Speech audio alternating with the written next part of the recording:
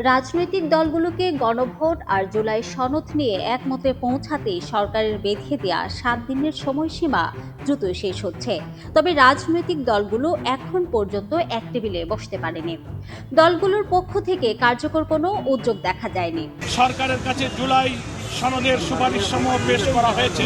BNP বলছে নির্বাচন ও গণভোট একসঙ্গে আয়োজন করার কথা, আর জামায়াতের দাবি নভেম্বরেই দিতে হবে গণভোট। যা নিরসনের দায়িত্ব কমিশনের পক্ষ থেকে সরকারের উপরই অর্পণ করা হয়েছে। বৃহস্পতিবার যমুনা অভিমুখে প্রধান উপদেষ্টার কাছে নভেম্বরে গণভোট আর জুলাই সনদ বাস্তবায়নের দাবিতে স্মারকলিপি দেয় জামাত সহ আরও 8টি দল। জামাত নেতারা বলছেন, বাংলাদেশে এখন একদিনে যে চাঁদাবাজি হয় তা দিয়ে প্রতিদিনই গণভোট সম্ভব।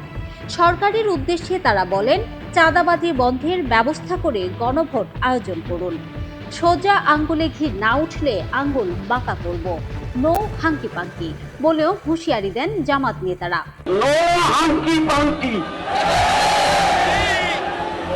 জনগণের মত যাচাই না করে নির্বাচন আয়োজনের কোনো অর্থ হয় না। আগে গণভোটের মাধ্যমে জুলাই সনদের বাস্তবায়ন নিশ্চিত করতে হবে। এদিকে বিএনপি বলছে, নির্বাচন ও গণভোট একসঙ্গে আয়োজন করাই সবচেয়ে বাস্তবসম্মত পথ। দলটির নেতারা জানিয়েছেন, জুলাই সনদ বাস্তবায়ন এবং গণ আস্থার প্রশ্নে তারা আলোচনায় ইতিবাচক ভূমিকা রাখছে এবং সংলাপে অংশ নিতে প্রস্তুত তারা। এর মধ্যে রাজনৈতিক দলের সাথে আলোচনার জন্য 2 সদস্যের একটি কমিটি গঠন করেছে জামায়াত। এদিকে জাতীয় নাগরিক পার্টি এনসিপি জুলাই সনদ বাস্তবায়নে বিএনপির প্রতি তাদের অনাস্থার কথা জানিয়েছে। এনসিপি নেতাদের অভিযোগ, নানা সমঝোতার উদ্যোগে বিএনপি শেষ মুহূর্তে অবস্থান পাল্টেছে, তাই এবার তারা সতর্ক। এছাড়া জুলাই সনদ বাস্তবায়ন নিয়ে বিএনপি ও জামাতের মতপার্থক্য ঘোচাতে গণতন্ত্র মঞ্চ, এনসিপি, গণ অধিকার পরিষদ, এবি পার্টি সহ 9টি দল যৌথ উদ্যোগ নিচ্ছে।